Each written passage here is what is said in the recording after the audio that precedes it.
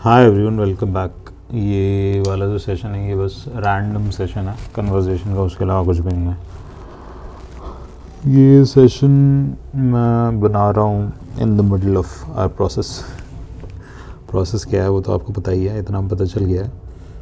शीर्षक आज का है, शीर्षक के पहले थोड़ा सा कंटेक्स्ट देख लेता है। यूट्यूब वगैरह जब मैं स्क्रॉल कर रहा था तो मैंने काफ़ी वीडियोस देखे, मतलब वीडियोस नहीं देखे मैंने, बट उनके वो होता है टाइटल देखें और वीडियोस थोड़े बहुत देखे, 2-3 मिनट के लिए सुनने का प्रयास किया, जिसमें लोग ये बता रहे हैं कि I have dedicated XYZ years of my life towards a particular journey, so what I have learned from them, मतलब ये वीडियोस में बता रहे हैं लोग, मैं ये नहीं कह रहा what I have learned, मतलब मैं मेरी बात नहीं कर रहा, वीडियोस में ऐसा सब बता रहा कि मैंने क्या सीखा है, आप क्या सीख सकते हो। अगर आपको जल्दी सक्सेसफुल होना है तो आप क्या कर सकते हो, आपको क्या करना चाहिए, क्या नहीं करना चाहिए, क्या अवॉइड करना चाहिए।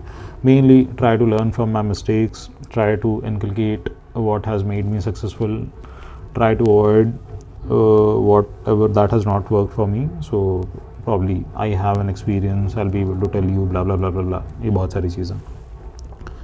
फिर उसमें क्या होता, चलो अब शीर्षक पे आ जाता है। शीर्षक है इस वीडियो का एंटाइटलमेंट। बड़ा कॉम्प्लेक्स सा नाम लग रहा है यहाँ पे कि एंटाइटलमेंट कहाँ से आ गया भाई। एंटाइटलमेंट तो दूर दूर से कहीं कॉन्टेक्स्ट दिख ही नहीं रहा। एक बार शादी का म्यूज़िक बज रहा है, 5 स्टार होटल में शादी हो रही है बाहर, ऐसे ही शादियाँ चलती है, शादी का बिज़नेस चल रहा है, इसलिए बहुत सारी चीज़ें चल रही है भारत में। सिर्फ 5% से कम शादियाँ भारत में आज भी इंटरकास्ट होती है, बाकी वैसे ही हो रही हैं। तो इंसान कहीं से भी पढ़ के आ जाए, हार्वर्ड से भी भले पढ़ के आ जाए, शादी अपने कास्ट रिलीजन वो सब देख के ही करनी है। तो ये है ये बहुत अच्छा द्वंद्व या फिर पैराडॉक्स है। ये पैराडॉक्स आपको द हिंदू का पेपर खोलोगे, इंडियन एक्सप्रेस, कुछ भी खोलोगे तो इतने न्यूज़ के बीच में जो मैट्रिमोनियल का पेज मिलता है ना, जब वो पेज पढ़ोगे तब भारत की पूरी सच्चाई आपको पता चल जाएगी। कि कहते हैं ना कि एजुकेशन इंसान का दिमाग चेंज करता है, education changes lot of things, education broadens the way in which an individual thinks, increases the perspective, increases the patient acceptance level, blah blah blah blah blah। ये सारी की सारी चीज़ें जब ये सेक्शन वगैरह देखोगे ना तो भरी धरी की धरी रह जाएंगे वहाँ पे। आते हैं अभी एंटाइटलमेंट की। एंटाइटलमेंट इसलिए क्योंकि ये सारी जितनी जर्नी चल रही है ना उसमें हर कोई ना एक एजम्पशन लेके चल रहा है, ठीक है। अब पूरी दिक्कत ना यही एजम्पशन है। ये एजम्पशन ये है कि अगर मैं हार्ड वर्क करूँगा, अगर मैं अपनी पूरी जी जान लगा दूँगा तो आई विल बी सक्सेसफुल, तो मुझे जो चीज़ चाहिए वो मिलेगी, वो 100% मिलेगी। इससे मिलने से कोई रोक नहीं सकता। तो जितना मोटिवेशन, शायरी, मतलब फलाना ढिमाका जो घूम रहा है ना, वो इस चक्र के अराउंड घूम रहा है कि आप बस हार्ड वर्क करो, आप फल की चिंता मत करो, आप हार्ड वर्क करोगे तो 100% आपको सक्सेस मिलेगी। ये एजम्पशन है। इस एजम्पशन के चक्कर में लोग लगे हुए हैं, ठीक है। जब एंड में this hard work doesn't turn into success, ठीक है, तब दिक्कत आती है, तब ये भ्रम ना टूटता है, तब पता चलता है कि hard work does not necessarily mean success. Hard work, smart work, सब कुछ लगा लो इसमें, जो भी आपको लगाना, ठीक है। मतलब it is not necessary in the end that what ever efforts that you have put you will succeed, ठीक है। ये रियलाइजेशन इंसान को आने में बहुत टाइम लग जाता है, बहुत लोगों को बहुत टाइम लगता है। एक्सेप्टेंस नहीं है इस चीज़ की, there is absolutely no acceptance. जिसने ये चीज़ अपने दिमाग में पहले ही रख ली ना कि भैया देखो कर रहे हैं, ठीक है, होता है तो ठीक है, और हो सकता है मैं एफर्ट डाल रहा हूँ हो जाएगा, बट होने की कोई गारंटी नहीं है। तो होने की कोई गारंटी नहीं है, इसलिए अपना जीवन थोड़ा सा देख लो, सेट कर लो। जीवन में बहुत सारी चीज़ें छोड़ो मत इसके चक्कर में। अगर किसी को ये सब बताने वाला कोई है तो ठीक है, अगर बताने वाला नहीं है तो फिर ऐसे ही जीवन कट रहा है भाई, ऐसे ही जीवन कट जाता है, फिर पता नहीं चलता। जब बहुत दूर जाके जब पीछे देखता ना तो कोई दिखता नहीं है कि कोई है ही नहीं। फिर बहुत बार ये ऐसा होता है कि किसी के पास कोई बात करने के लिए तक नहीं है, कुछ बताने के लिए नहीं है। कोई अगर एक्चुअल में बताना चाह रहा है कि उसके अंदर क्या चल रहा है, क्या सोच रहा है, कोर फीलिंग्स क्या है, मतलब हो सकता है कि इंसान की बहुत फटी पड़ी है बट उसके आसपास कोई है नहीं, बता ही नहीं सकता, क्योंकि वो पूरे इस अजम्पशन पे चल रहा था कि मैं तो हार्डवर्क करूँगा तो हो जाएगा, अब नहीं हुआ। इसलिए थोड़ा सा जो मैथमेटिकली चीज़ें करता है ना, अपने जीवन में चीज़ों को ना मैथमेटिकली करो, दैट्स इम्पोर्टेंट। पूरा मैथ्स मत घुसा दो, बट एटलीस्ट एक रफ आइडिया, फेयर आइडिया चीज़ों में होना चाहिए कि आप जो भी एफर्ट डाल रहे हो उसका रिज़ल्ट क्या हो सकता है, किस एक्सटेंट तक हो सकता है, वो रिज़ल्ट लाने के लिए आपको क्या करना है उतना कर लो, ठीक है। उतना कर लिया जितना चाहिए। अब अगर आता है तो ठीक है, नहीं आता तो फिर चल मारो, ठीक है। स्पेसिफिकली जैसे इन टर्म्स ऑफ प्रॉबिलिटी देख लें, प्रॉबिलिटी चलो जस्ट मैं सिर्फ एक एग्जाम्पल के लिए बता रहा हूँ। ये सारी परीक्षाएं जो चल रही है यूपीएससी वगैरह जो है, उसमें आपका जो प्रॉबिलिटी ऑफ सिलेक्शन बहुत कम है। लेट्स अज्यूम दैट 0.01 0.02 जो भी % है ये चल रहा है, ठीक है, out of the total population that is sitting, out of even the sincere candidates who are sitting, your probability of selection could be इतनी होगी, इससे ज़्यादा तो होगी नहीं, 0.01 तक ही होगी, ठीक है। जो 50,000 सीरियस है, 1 लाख सीरियस है, उसमें से भी तो जब सीटें इतनी हैं, आप कंपीट भी कितनी सीटों के लिए कर रहे हो? आप तो एक तो 180 + 200 इन्हीं के लिए कर रहे हो, है कि नहीं, 380 सीटों के लिए कर रहे हो। अब इसमें आपका होगा नहीं होगा इसकी कोई गारंटी नहीं है, किसी की कोई गारंटी नहीं है। बात यही होती है कि आप उस प्रॉबिलिटी वाले जोन में आ जाते हो, आप उतनी मेहनत करते हो उसके बाद कि इस प्रॉबिलिटी वाले जोन में जितने भी बंदे होंगे, बंदे बंदियाँ जो भी होंगे, उनके सिलेक्शन होने की जो प्रॉबिलिटी है वो इक्वल है ऑलमोस्ट। अब इसमें से जो सिलेक्शन वाला स्फीयर बनेगा वो कहीं यहाँ पे बन रहा है ऐसे, तो इसके अंदर अब जितने आ गए उनका सिलेक्शन हो जाएगा, जो बच गया वो बाहर रह गया। और ये यूपीएससी वाली जर्नी में क्या, there is absolutely no consolation prize, either you are on the positive side of the list और negative side of the list. अगर आप नेगेटिव साइड हो तो यू आर आउट, फिर आप प्री में फिर वापस बैठोगे, मेंस दोगी, प्री निकलता है तो मेंस दोगे, मेंस निकलता है तो इंटरव्यू दोगे। This journey is extremely demanding, मतलब सीधे शब्दों में बता रहा हूँ, this journey is very brutal and this journey is extremely demanding. हर कोई नहीं कर सकता, हर किसी को नहीं करनी चाहिए। बहुत सारे लोग ऐसे हैं जो मतलब दे टोटली फोकस ऑन, जैसे प्री का एग्ज़ाम हो गया, क्योंकि प्री निकलता ही नहीं, इतना टफ हो गया, एक्चुअल में टफ हो गया। और टफ क्यों हो गया कि आपकी सीटें तो लिमिटेड ही है, सीटें आपकी 10,000 ही भरनी है, आप कितने ही बंदे बैठा दो। ये 10,000 भरने के लिए भी जो प्रश्न आता है ना प्रीलिम्स में, ये प्रश्न बहुत टेढ़े आता है, सीधे नहीं है। ये प्रश्न आपसे तभी सॉल्व होंगे व्हेन यू हैव एक्चुअली मतलब होलिस्टिकली चीज़ों को पढ़ा होगा और रटा होगा। रटना भी यहाँ पे इम्पॉर्टेंट है, इस जर्नी में बहुत इंपॉर्टेंट है रटना।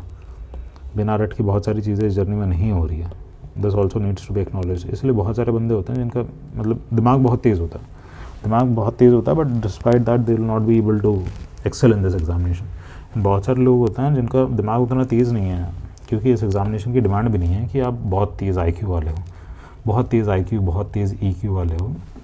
This examination just demands candidates who have basic kind of understanding, who can sit for long hours, who can study, who have that mental caliber to be able to assimilate a lot of things, then put their thoughts out on paper in means examination. They are able to attempt the questions which are there in the prelims examination, which are objective in nature, but they are of very diverse nature, just to test the candidate whether he is a well-read candidate or not in terms of the diverse subjects that are involved in this case of examination. And even in case of interview, they try to test the personality on the basis of whatever half an hour they have with the candidate. क्योंकि जैसे ही candidate मुंह खोलता है पता चल जाता है कि मतलब क्या सोचता है, क्या नहीं सोचता, कितनी नॉलेज है, वो सब। अब बहुत बारी ये कहा जाता है कि अच्छा, this is not a test of your knowledge, this is just the test of your personality because the knowledge has already been tested. तो ऐसा कुछ है नहीं, ये सारी बोलने की बातें होती हैं, क्योंकि जब आप वहाँ पे बैठे हो, आपको आधा घंटा अगर किसी चीज़ के बारे में बोलना है तो you need to have a knowledge over that. आपको अगर चीफ इलेक्शन कमीशन का जो रिसेंट जो बिल पास किया गया है, अगर उस पर प्रश्न पूछा गया है तो यू शुड नो कि वहाँ पे एक सर्च कमेटी होगी, सिलेक्शन कमेटी होगी। सिलेक्शन कमेटी में मतलब उसी का जो that was the bone of contention कि जो मेंबर्स होने वाले, 3 मेंबर्स होने वाले हैं, 2 मेंबर उसमें प्रधानमंत्री होंगे, फिर एक one of the cabinet ministers chosen by the प्रधानमंत्री, then one would be the leader of opposition, and the decision would be made democratically. So that is the main bone of contention that is seen as infringement upon autonomy of an institution that is election commission that should have that has a mandate of holding the free and fair elections in India. तो इस तरीके से you need to have knowledge, और कोई तरीका नहीं है. जैसे India Ukraine, for example Ukraine और रशिया का वॉर चल रहा है, तो you need to know the clear stand what India has. India has a kind of neutral stand in this regard. तो न्यूट्रल तो वर्ड आप यूज़ ही नहीं कर सकते हैं. इंडिया का स्टैंड यहाँ पे क्या है कि वॉर एक तो एंड हो जाए, पहली चीज़ कि war is not a solution. ठीक है, the solution should come from consensus and deliberation. दो चीज़. India upholds the human rights of citizens across both the nations. India also upholds the concept of sovereignty. Therefore, India upholds the concept of sovereignty of Ukraine also in this regard. ठीक है, but India has also not directly condemned the actions of Russia anywhere. Even in case of whatever votings that were happening in United Nations General Assembly and all, India has always abstained from the voting. क्यों किया है? क्योंकि India has taken a very pragmatic stand in this regard. ठीक है, India को अपना interest भी ensure करना है यहाँ पे, अपना interest in the sense national interest भी इंश्योर करना है. इंडिया को अपना international relation, the kind of relation that India has with Russia, for example in case of defence dependence, India has around 45% of the imports that are coming from Russia. It is not just about the defense imports, it is also about the maintenance of those different imports, the technology transfer that is going to happen in future also, and future collaborations. इसके अलावा India is also able to meet its energy demands since it is getting the oil from Russia at discounted rates. तो ये सारे factors बहुत important हो जाते हैं. तो यहाँ पे हम डिस्कस ये कर रहे हैं कि नॉलेज होना चाहिए. नॉलेज के बिना कुछ नहीं होने वाला. तो जो भी कहता है कि अच्छा नॉलेज का टेस्ट नहीं है, ऐसा कुछ नहीं है.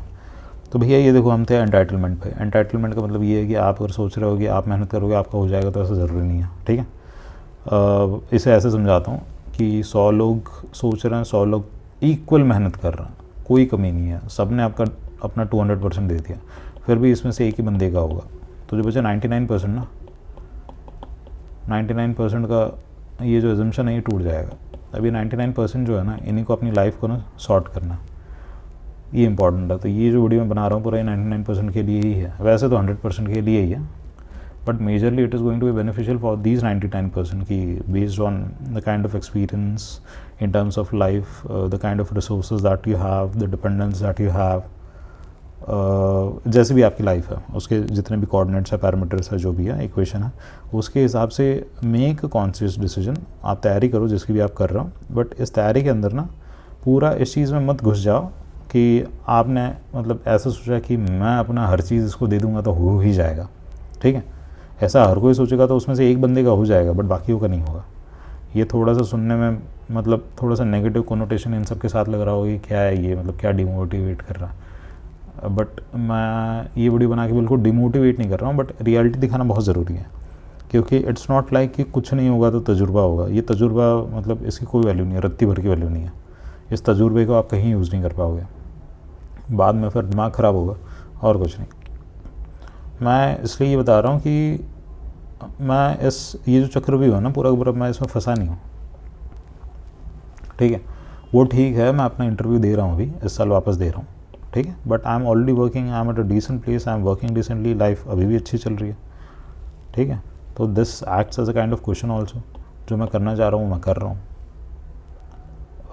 स्ट्रेस रहता है, दोनों चीज़ों को एक साथ लेके चलोगे तो इट्स डिफ़िकल्ट, बहुत ज़्यादा स्ट्रेसफुल हो जाता है. बट ठीक है, ऑप्शन नहीं है तो अब जो करना है आप यही सोच के करता हूँ ना. तो मैं भी यही कह रहा था कि देखो भैया, जैसे अभी मैं इंटरव्यू में वापस बैठने वाला हूँ.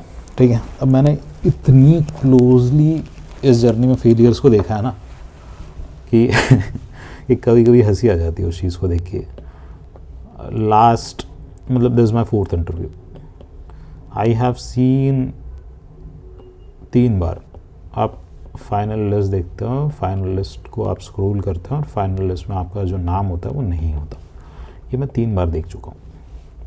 ठीक है, ये 3 में से एक बार तो मैं 100% श्योर था कि नाम तो आएगा ही, भले थोड़ा सा नीचे आ जाए बट नाम आएगा. तो जब ये भी टूटा ना, ठीक है, तो आपके साथ ना वैसा हो जाता है जैसे कुन फाया कुन, वो सब नहीं चल रहा. तो इसके बाद ना आप एक लिबरेशन वाले स्टेट में चले जाते हो कि पता चल ही जाता है कि भैया जीवन में सारी चीज़ें आपके हाथ में ही नहीं. हो सकता है कि आपने आपका सब कुछ न्योछावर कर दिया फिर भी कुछ नहीं हुआ। कुछ नहीं हुआ क्योंकि कुछ नहीं होना था। ये कुछ नहीं होना था इसलिए नहीं होना था क्योंकि वो चीज़ आपके हाथ में ही नहीं थी। कितनी बार रिपीट कर लिया मैंने ये। बट ये चीज़ को समझो, दैट इज़ इम्पॉर्टेंट। जो ये वीडियो देख लेगा आई थिंक थोड़ा बहुत उसके लिए हेल्पफुल होगा, बट मैं चाहता नहीं हूँ कि कोई देखे क्योंकि अब तक तो ये वीडियोस मतलब मेनली मैं पर्सनल यूज़ के लिए ही बना रहा हूँ, उसके अलावा तो कोई यूज़ है नहीं इनका। बट ठीक है, चलो ये बनाना ज़रूरी था, मुझे लगा तो मैंने बना दिया। एंड करते हैं सर, एंड करते हैं और एंड करके इस टाइटल को काटता हूँ। एंटाइटलमेंट नहीं होना चाहिए। ठीक है, करो तैयारी करो बढ़िया से। ठीक है चलो एंड करते हैं सर, बाय।